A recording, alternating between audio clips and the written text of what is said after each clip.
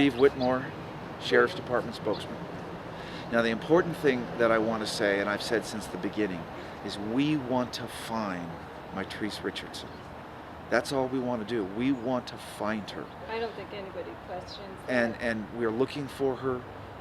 We look for her every day. How do you look for her? Oh, and, we have briefings with rotating shifts. Pictures are distributed yet again. Areas of interest are put out again. Why don't you look here? Maybe if you see this, or report this. That's in the Sheriff's Department. Now this is don't forget, the Los Angeles Police Department is involved in this as well. It is their investigation, in fact, because her residence is Los Angeles. But that's kind of a technical thing, because everybody's looking for it. The Los Angeles Police Department has 2 detectives that they're assigned to this case. This is what they're doing. How much on-foot searching has there been? On foot? On foot. Are you talking about a massive type search? 200. There's been 3 massive searches. The Saturday immediately following the disappearance, then the next Saturday where there was 200 people. Now this is by air, this is by foot, and what is known are door knocks, where they have 14 square mile of houses, doors where each one, and if the house was empty, we would contact the owner, and then we would go in and search those facilities with their permission.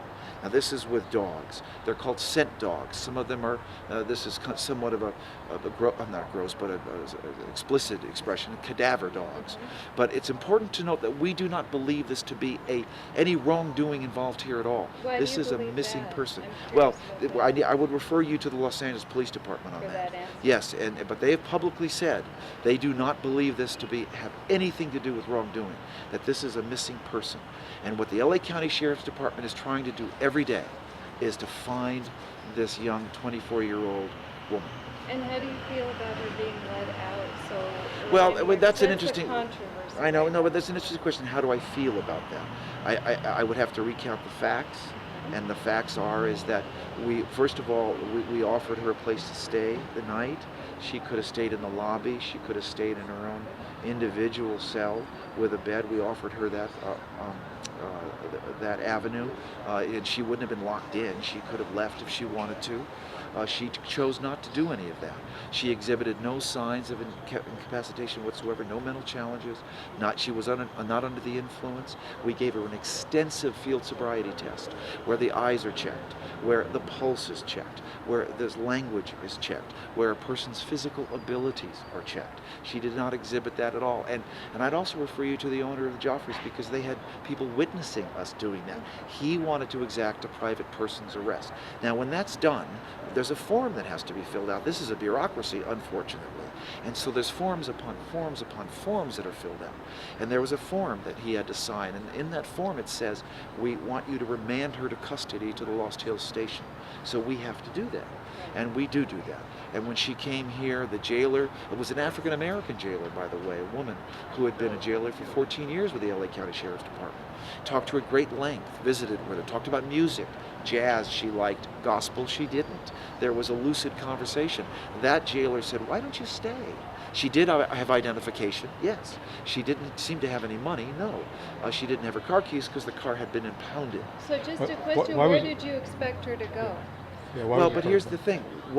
When a person is offered a place and they don't want to do that, they want to be released. This is America.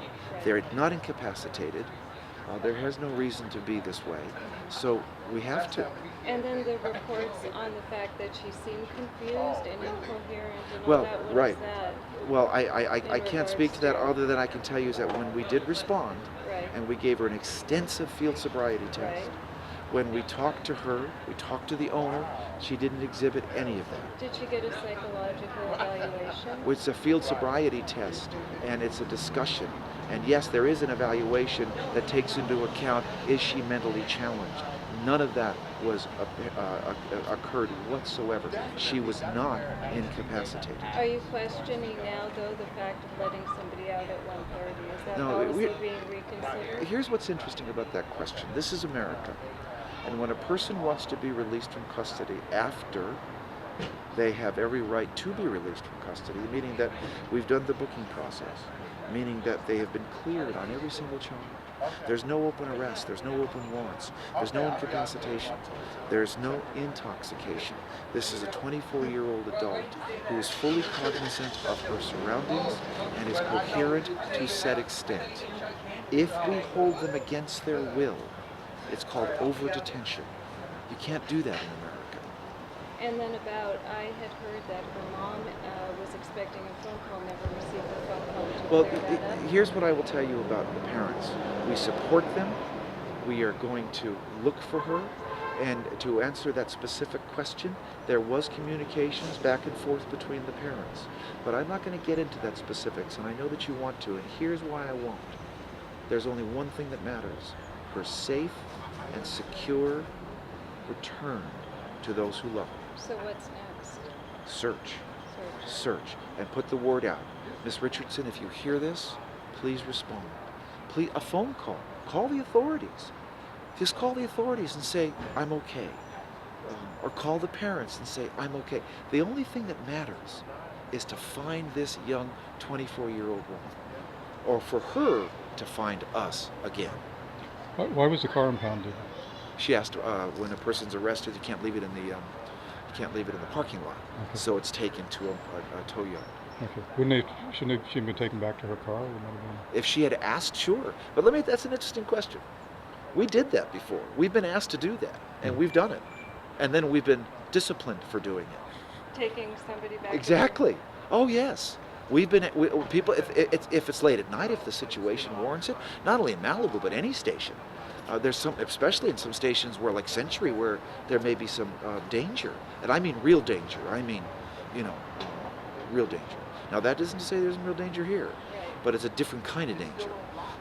That we know of at this time. We actually Correct. don't know Well, what but kind of I will danger tell you, she's in. I will tell you that the Los Angeles Police Department, and see, you're assuming a fact that No, I'm we, not assuming. I'm just keeping all I'm just, questions open. and please understand, we believe and we know, well, we don't believe, but we believe as the Los Angeles Police Department is that there's no wrongdoing here, none. Okay.